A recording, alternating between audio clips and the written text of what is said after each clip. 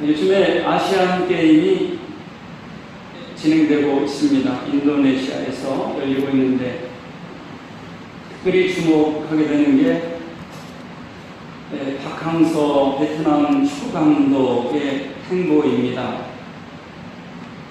베트남은 한 번도 축구 8강에 올라간 적이 없는 나라입니다. 그런데 이번에 최초로 8강에 올라갔습니다. U23 대회에서 베트남이 준우승을 차지했습니다. 한 번도 눈이 오는 데서 경험해본 축구를 해본 적이 없는데 결승에서 폭설이 내리는 가운데 우즈베키스탄과 접전 끝에 준우승을 하였습니다. 이제 8강에 올라서 우리 4강에서 우리 한국과 만나기를 기대하는 마음입니다. 박항서 감독이 우리나라의 대단한 분이지만 인류로 취급받는 분은 아니었죠. 베트남의 감독으로 부임하여서 정말 학연, 지연 이런 것을 초월해서 실력으로만 사람을 뽑고 그리고 선수들과 하나 되면서 대단한 일을 이루고 있는데 그분이 바꾼 것이 한 가지가 있다고 합니다. 그것은 선수들 안에 있는 편견을 바꿨다는 겁니다. 우리는 한 번도 16강에 못 올라가 8강은 생각도 못해. 우리는 아시아의 변방이야라는 편견을 바꿨다는 겁니다. 어느 팀하고도 이길 가능성이 있다, 이길 수 있다 하는 편견을 바꿨습니다. 그리고 자신감을 가졌습니다. 저 나라하고는 안 돼. 한 번도 이긴 적이 없어요. 한 번도 이긴 적이 없는 일본을 이번에 이겼습니다. 매 경기를 결승에 임하듯 합니다. 이런 일화가 있습니다. 베트남 사람들은 낮잠을 좀 자야 되는데 박항서 감독은 그걸 모르고 그냥 열심히 훈련을 시키는데 선수들이 너무 힘들어서 너무 힘들다고 이런 훈련은 받아본 적이 없다고 좀 살살해달라고. 그런데 박항서 감독이 지금 너희들이 입고 있는 옷, 운동화, 먹고 있는 음식, 국민들의 피와 땀이 아닌 것이 하나도 없다. 그리고 우리가 싸울 대상들은 우리보다 약한 팀이 하나도 없다. 너희들이 더 훈련하지 않으려면 돌아가라. 너희들은 지금 조국을 위해서 일하는 것이지 훈련을 게을리하는 것은 국민들을 배반하는 것이다. 이렇게 선수들을 울렸다고 합니다. 그런데 이것은 가짜뉴스라고 합니다. 너무나 박항서 감독이 대단해서 누가 소설을 썼다고 합니다. 아무튼 그의 인기는요, 송중기 우리나라 그 누구보다도 베트남에서 최고고 9천만 베트남인이 모르는 사람이 없는 그런 한국의 외교관이 되었습니다. 저는 거기서 인상 깊은 게 박항서 감독이 바꾼 게 여러 가지 있을 텐데 한마디로 편견을 바꿨다, 생각을 바꿨다, 자신감을 불어줬다 하는 부분입니다. 우리 삶에 변화되어야 될 부분이 많이 있겠죠. 직업도 바꾸고 싶고, 집도 바꾸고 싶고, 차도 바꾸고 싶고, 마누라도 바꾸고 싶고, 다 바꾸고 싶겠죠. 그런데 바꿔야 될 건 하나밖에 없습니다. 우리의 생각입니다. 우리의 마음을 바꾸는 것입니다. 그러면 모든 것이 새로워질 수 있는 겁니다. 우리가 신앙생활할 때 하나님 왜 차 안 바꿔줍니까? 왜 집 안 바꿔줍니까? 왜 자녀가 새로워지지 않습니까? 그것이 아니라 하나님은 열쇠를 주었어요. 열쇠. 그래서 오늘 두 가지를 주십니다. 첫 번째는 담력을 주셨습니다. 담력. 두 번째는 대제사장을 주셨습니다. 이게 얼마나 큰 변화를 주는지 여러분은 아셔야 됩니다. 구약에서는 성막에 늘 이스라엘 백성들하고 따라다녔는데 거기에는 성막에는 지성소, 지극히 거룩한 곳이 있는데 아무도 못 들어갑니다. 1년에 정해진 때에 대제사장 밖에 못 들어갑니다. 그리고 옷에 방울을 달고 줄을 달아가지고 거기서 죽으면 줄을 잡아당겨야 됩니다. 하나님을 만난다는 것은 두렵고 떨리는 일입니다. 죽는 일입니다. 죄인 사람이 하나도, 죄가 없는 사람이 하나도 없기 때문에 지극정성으로 제사를 드리고 죄를 씻고 들어가지 않으면 안 됩니다. 그것도 대표 한 사람만 들어갑니다.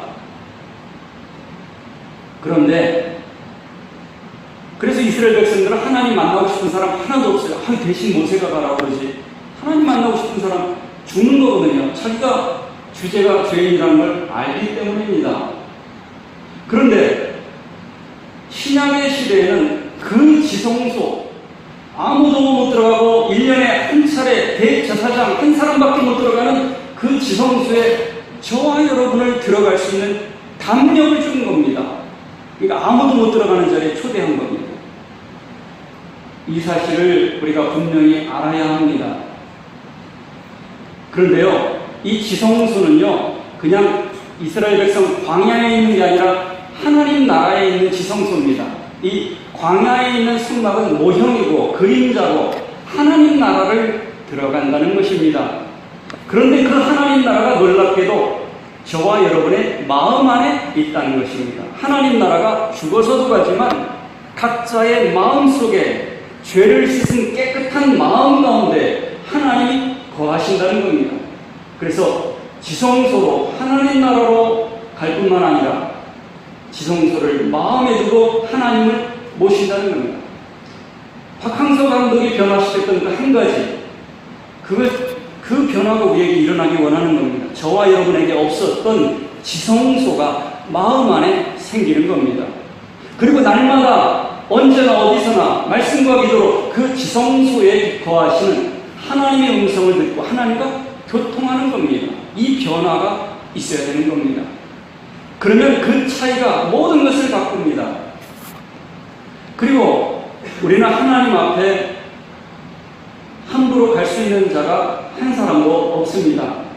그런데 우리의 중보자, 우리의 인도자 되신 분이 계십니다. 그분을 우리가 가지고 계십니다. 바로 대제사장 되신 예수님을 말하고 있습니다. 따라서 두 가지를 여러분 가지고 가시기 바랍니다.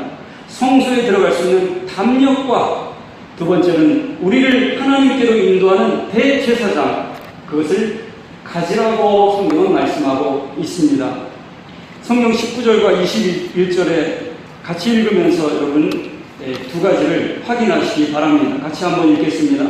그러므로 형제들아, 우리가 예수의 피를 힘입어 성소에 들어갈 담력을 얻었나니 그 길은 우리를 위하여 휘장 가운데로 열어놓으신 새로운 살 길이요, 휘장은 곧 그의 육체니라. 또 하나님의 집 다스리는 큰 제사장이 계심에. 여기까지요. 예수님께서 길을 만들어 주셨습니다. 구약에 있는 임시 방편의 길이 아니라 완전한 길을, 하나님께로 가는 길을 만들어 주셨습니다. 나는 길이요 진리요 생명이라고 말씀하셨습니다. 예수님께서 십자가에 돌아가실 때 여러 현상들이 있었지만 가장 주목되는 현상은 휘장이 찢겨진 것입니다. 이 휘장은 성소와 지성소 사이에 있는 것으로서 아무도 들어갈 수 없는 그것을 상징합니다. 그런데 예수님께서 십자가에서 그 몸이 찢기심으로 말미암아 그와 동시에 하나님과 인간 사이에 막혔던 담이 찢어진 것입니다. 예수님은 죄로 인해서 막힌 하늘문을 찢으시고 저와 여러분을 초대하기 위해서 오신 것입니다. 예수님을 믿는 사람은 축복의 문이, 닫혀있던 문이 찢어져 열리는 것입니다. 그래서 예수님께서는 그 길을 휘장 가운데로, 휘장을 뚫고 우리를 갈 수 있도록 십자가에서 대속의 죽음을 죽으신 것입니다.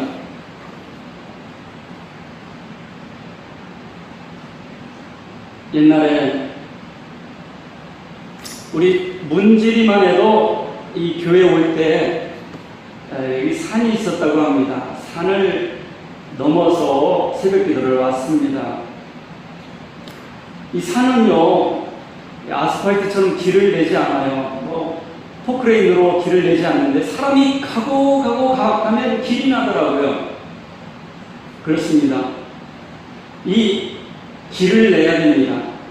옛날 어르신들의 말로 질을 드려야 합니다. 질을 드려야 합니다. 여러분, 하나님께로 나아가는, 하나님을 만나는데 길을 내야 하는 것입니다. 성경에도 길을 내야 하는 것입니다.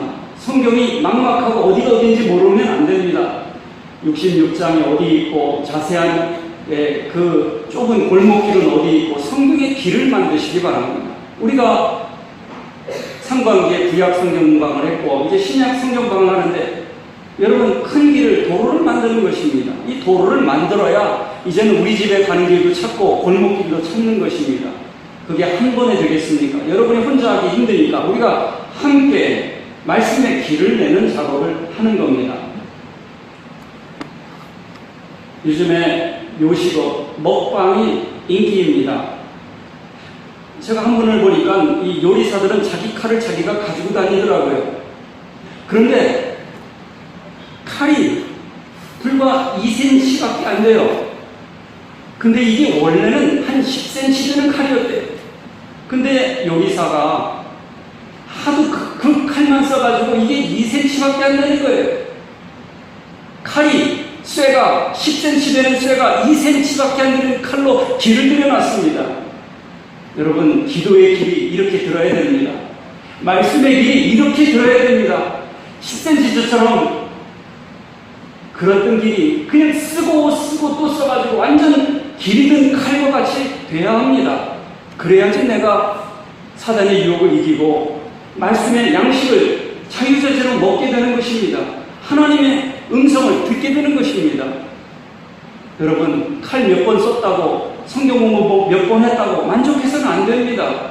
이 말씀의 길을 내가지고 이번에는 큰 길을, 도로를 닦고 다음번 내년에는 작은 길을, 골목길을 내고 그러면서 이 성경이 마음대로 다니는 길을 만들어야 되는 겁니다. 우리나라도 경부고속, 포남고속, 고속도로를 내서 이 나라가 살기 좋은 나라가 되었듯이 하나님 나라 백성들도 말씀의 길을 내야지 살기 좋은, 건강한, 영적으로 부유한 그런 백성들이 되는 것입니다. 히브리서는 그 내용이 구약에서 말하고 있는 그 메시아가 바로 예수님이다. 예수님이 말씀의 완성자이다. 더 이상 제사 드릴 필요가 없다. 예수님으로 인해서 제사가 완성되었다. 우리는요, 예수님이 완전하게 드린 그 제사 때문에, 십자가에 피 흘리심 때문에, 그 제사 때문에 우리가 하나님 앞에 예배자로 나올 수가 있는 겁니다. 제사가 없이는 나올 수가 없어요. 우리는 제사를 드리지 않지만 예수님의 공로로 죄사함 은혜로 나갔다는 것을 기억하면서 믿음으로 예배를 드리고 있는 것입니다. 이렇게 예배드린 사람은 이제 오늘 읽은 말씀은 그리스도인의 실천, 어떻게 살아야 되는가 세 가지를 말하고 있습니다. 한번 따라해 보시기 바랍니다. 나아가라, 나아가라, 붙잡으라, 붙잡으라, 격려하라, 격려하라. 어디를 나가야 됩니까? 믿음으로 나아가라고 말씀하고 있습니다. 22절을 함께 읽겠습니다. 우리가 마음의 뿌림을 받아 악한 양심으로부터 벗어나고 몸은 맑은 물로 씻음을 받았으니 참 마음과 온전한 믿음으로 하나님께 나아가자. 그렇습니다. 예수님께서 길을 만들어 주셨습니다. 우리는 그 길로 앞으로 나아가는 사람들입니다. 믿음으로 나아가는 사람들입니다. 말씀의 자리로, 은혜의 자리로 나아가는 사람들입니다. 이 나아간다는 표현은 오늘을 보니까 방문한다는 뜻이에요. 하나님을 우리가 방문하는 겁니다.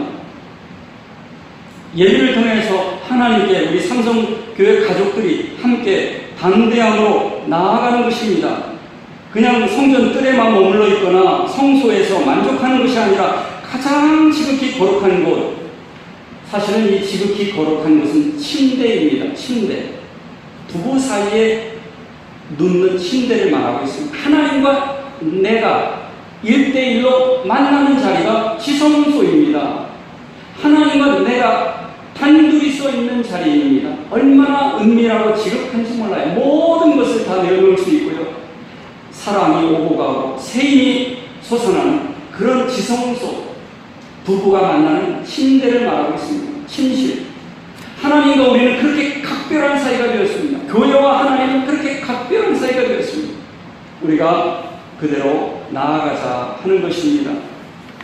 믿음으로 그 하나님의 초대에 나아가자 하는 것입니다. 말씀의 길을 따라서 또 살아있는 예수님의 그 십자가의 길을 따라서 나아가는 것입니다.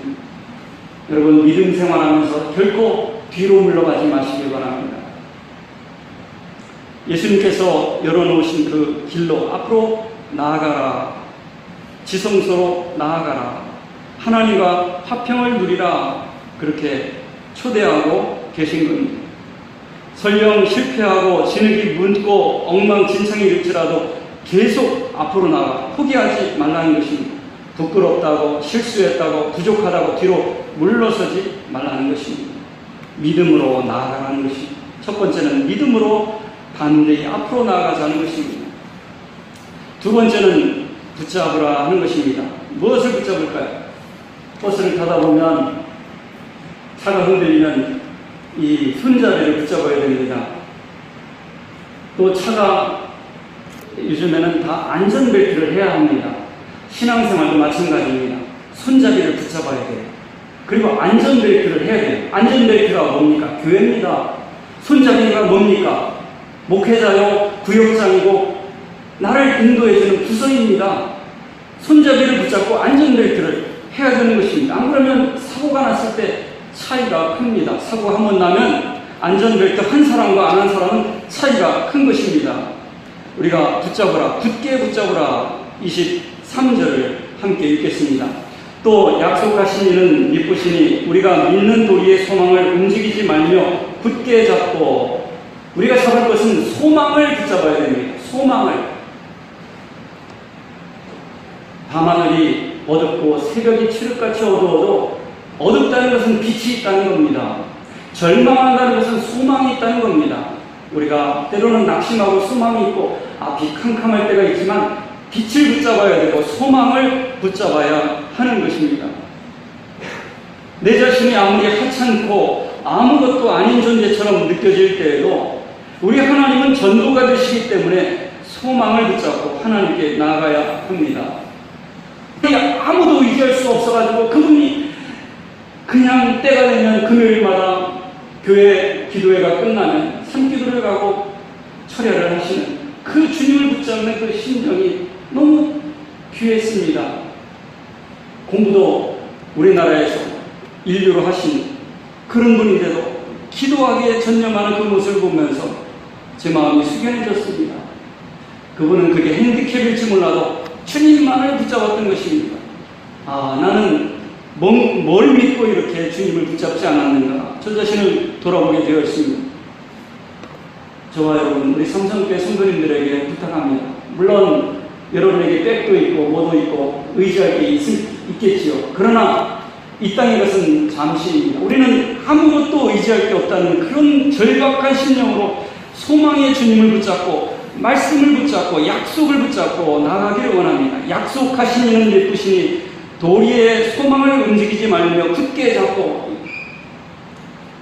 약속을 붙잡으라는 얘기예요. 그건 말씀을 붙잡으라는 얘기죠. 예수님을 붙잡으라는 얘기죠. 소망을 붙잡으라는 얘기입니다. 이 교회의 상황은 박해가 있었어요. 예수 믿는 사람들을 감옥에 가두었어요. 그래서 안 되겠다, 나는 유대교로 돌아가야 되겠다 하는 유혹이 일어났습니다. 흔들리는 거예요. 그랬더니 예수님을 붙잡으라고, 말씀을 다시 한번 붙잡으라고, 그렇게 지금 굳게 붙잡으라고 말씀하고 있습니다. 소망이 예수님 안에 있다는 것입니다. 여러분, 이제 구약 성경강을 마쳤습니다. 이 구약의 완성인 이제 열매가 남아 있습니다. 뿌리를 살펴보았으니 이제 열매를 거두는 가을이 신약 성경강을 통해서 우리 삼성교회와 성도님들의 신령과 가정에 흘러넘치기를 기도하면서 기대하면서 나가기를 원하는 겁니다. 말씀을 붙잡으라는 거예요. 생명의 말씀을 비추어라. 주님께서 지난주에도 말씀하고 계시는 겁니다.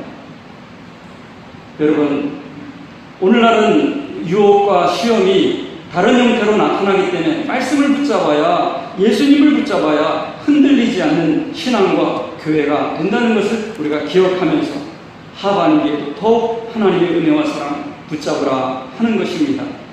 마지막으로는 격려하라 이것입니다. 믿음으로 나아가고 소망을 붙잡았으면 이제는 사랑으로 격려하라 하는 것입니다. 24절을 함께 읽겠습니다. 서로 돌아보아 사랑과 선행을 격려하며. 그렇습니다.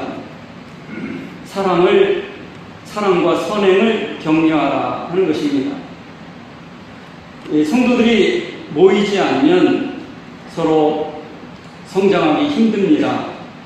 물론 혼자서도 말씀 읽고 성경 공부하지만 함께 모이기에 힘쓰며 함께 공동체 의식을 가지고 우리가 격려해 나가는 게 중요합니다. 여기서 선행이라는 것은 특별히 믿음 생활을 말하고 있습니다. 하나님을 믿는 것이 선행의 기초가 되는 것입니다. 하나님의 말씀을 알고 익히는 것이 선행의 기초라는 것입니다. 그래서 서로 격려하고 선행하고 좋은 일로 나아가도록 격려하라는 것입니다. 저는 이 격려하라는 말을 생각해 봅니다. 용기를 준다는 뜻이죠. 또 영감을 주고 함께 참여할 수 있는 마음을 준다는 뜻입니다. 그런데 다른 의미도 있더라고요. 말이 안 가려고 할 때 말을 가도 막 징으로 말을 박차를 가지 않습니까? 말을 이게 아프게 하지 않습니까? 그런 뜻도 있습니다. 이 격려한다는 원어에는 또한 열받게 한다는 뜻도 있습니다.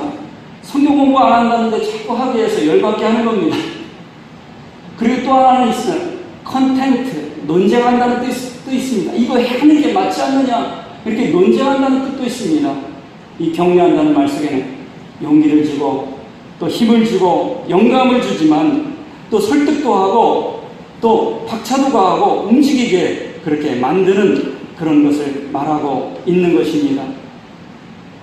이 성도의 교제 안에는 우리가 성도의 교제, 여러분 사람이 만난다고 교인이 만난다고 성도의 교제가 아닙니다.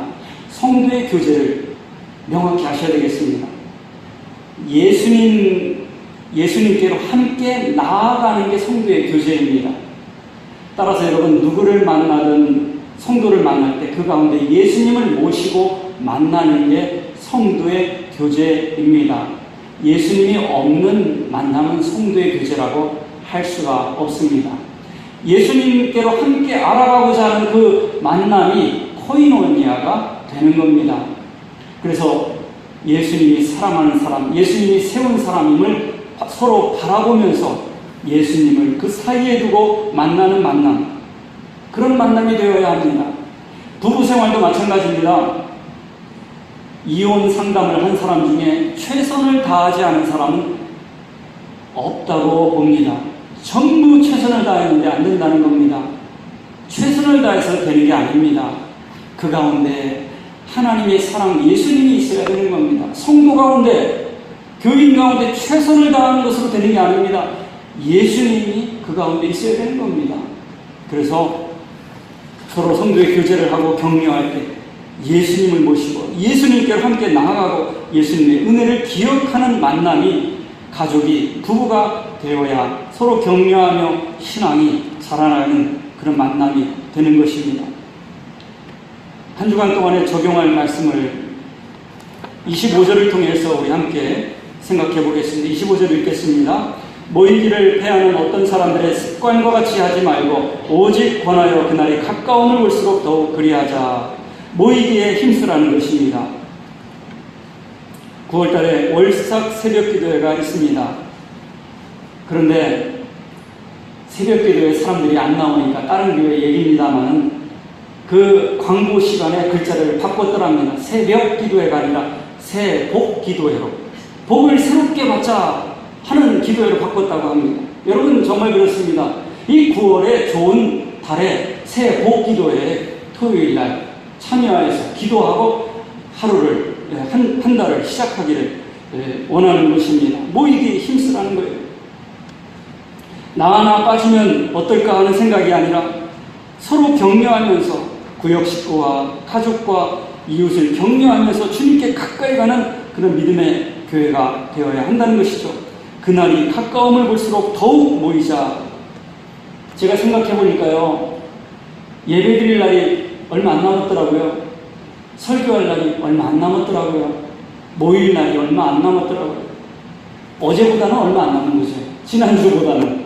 그날이 가까워오고 있어요. 이제는 그칠 날이, 주님이 오실 날이, 내가 사역을 마무리할 날이 가까워오고 있어요. 그때 우리가 주님 앞에서 낱낱이 보고하는데, 아이고, 이렇게 빨리 끝날 줄 몰랐습니다. 어떻게 말할 겁니까? 그날이 가까워옵니다. 종칠 날이 가까워옵니다. 너무 예배 드리느라 힘쓰고 봉사한다고 힘들다고 말하기보다 이제는 종칠 날이 가까우니까 한 번이라도 마지막이라고 생각하고 하자. 그런 마음으로 우리가 믿음으로 나아가고 소망을 붙들고 사랑과 선행을, 말씀 공부를, 믿음 생활을 격려하는 우리 삼성교회 성도님들 되시기를 바랍니다. 여러분, 적용 한 가지를 말씀드립니다. 한 주간에 무엇을 하든지 사랑과 선행을